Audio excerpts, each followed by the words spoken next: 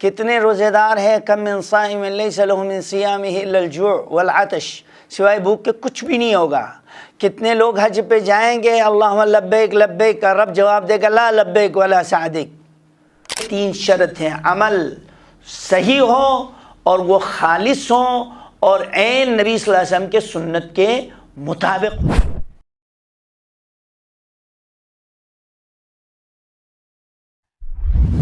الحمدللہ والصلاة والسلام علی رسول اللہ وبعد۔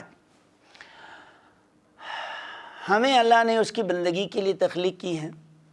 کیا ہر عبادت کرنے والے کی عبادت قابل قبول ہے؟ نہیں بھائی۔ کتنے نمازی ہوں گے ان کی نماز بالکل رد کیا جائے گا۔ کتنے روزے دار ہیں، کم من صائم لیس لہ من صیامہ الا الجوع والعطش، سوائے بھوک کے کچھ بھی نہیں ہوگا۔ کتنے لوگ حج پہ جائیں گے، اللہم لبیک لبیک کا رب جواب دے گا لا لبیک ولا سعدیک۔ تو اعمال کی مقبولیت کے لیے تین شروط ضروری ہے، اس کے بغیر آپ کے عمل اللہ کے ہاں قابل قبول نہیں ہے، وہ کتاب و سنت کے روشن میں۔ سب سے پہلا شرط یہ ہے اعمال کی قبولیت کے لیے وہ نیکی ثابت ہو کہ وہ نیکی ہے۔ عمل نیکی اللہ نے، اللہ کے نبی نے بتایا یہ نیکی ہے، اور دوسرا وہ عمل صرف اللہ کے لیے ہو، دنیا والوں کو دکھانے کے لیے، ریا نمود کے لیے نہ ہو۔ پھر تیسرا وہ عمل عین نبی صلی اللہ علیہ وسلم کے سنت کے مطابق ہو۔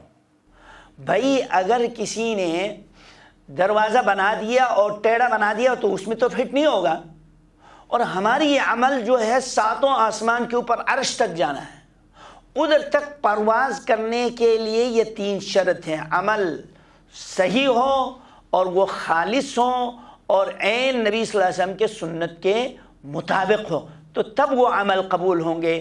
تو اس کی دلیل، پہلی دلیل وہ عمل صالح ہونے کی یہ ہے، ان الذین آمنوا وعملوا الصالحات، جو نیک عمل کی، نیک عمل قرآن سے ثابت ہوتا ہے، نبی صلی اللہ علیہ وسلم سے، کانت لہم جنات الفردوس، یہ جنت تک جانے کا ایک ذریعہ نیک عمل۔ اور دوسری جگہ پر ہر نیکی قابل قبول نہیں جب تک وہ نیکی خالص اللہ کے لیے نہ ہو۔ جب تک اللہ کے لیے خالص نہ ہو، اللہ کہتا ہے انا اغنی الشرکاء عن الشرک، حدیث قدسی، میں شراکت داری ہوں، شرک کرنے والوں کی شراکت سے بے نیاز ہوں۔ فاعبد اللہ، سورہ زمر کی آیت نمبر 2 ہے، فاعبد اللہ مخلصا لہ الدین، خالص ہو کے اس کی عبادت کرو۔ اب یہ خلوص میں اگر کسی کے درمیان نماز کے اندر ریا نمود آیا، ابو دیکھ رہے ہیں، استاد جی دیکھ رہے ہیں، دوست دیکھ رہے ہیں، تو پھر وہ ریا ہو جائے گا، شرک اکبر تو نہیں، لیکن درمیان میں اس کو رفع دفع کرے تو معاف ہوگا، فوراً اپنے دل کو صاف کر دیں۔ اگر یہی عبادت جا کے کسی مردے کے لیے قبر پر سجدہ کرے، 2 رکعت نماز پڑھ کے، تو پھر وہ مرتد ہو جائے گا عبادت کے طور پر۔ لہٰذا عبادت صرف اللہ کے لیے، غیر اللہ کے لیے نو۔ تمام مذاہب اسلامیہ، شیعہ سنی، سب کے ہاں یہ متفقہ مسئلہ ہے کہ یہ نماز، یہ عبادت جا کے کسی قبر پر رکوع سجود کر لیں وہ مرتد ہو جاتا ہے۔ لہٰذا عبادت، اگر یہی عبادت جا کے کسی مردے کے لیے قبر پر سجدہ کرے، 2 رکعت نماز پڑھ کے، تو پھر وہ مرتد ہو جائے گا عبادت کے طور پر۔ لہٰذا عبادت صرف اللہ کے لیے، غیر اللہ کے لیے نو۔ تمام مذاہب اسلامیہ، شیعہ سنی، سب کے ہاں یہ متفقہ مسئلہ ہے کہ یہ نماز، یہ عبادت جا کے کسی قبر پر رکوع سجود کر لیں وہ مرتد ہو جاتا ہے۔ لہٰذا عبادت خالص اللہ کے لیے ہو اور ریا نمود تک بھی نہ ہو، یہ ریا نمود شرک اصغر کہا گیا ہے۔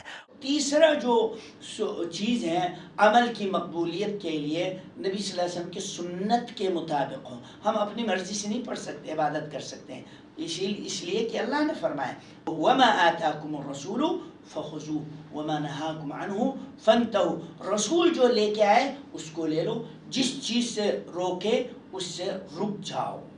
اللہ کے نبی صلی اللہ علیہ وسلم نے فرمایا اذا امرتکم بشیء فأتوا به ما استطعتم، جب نیکی کا میں حکم دوں اپنی طاقت کے مطابق جتنا ہو سکے کرو، لیکن جس چیز سے میں منع کر لوں تو کلی طور پر چھوڑنا۔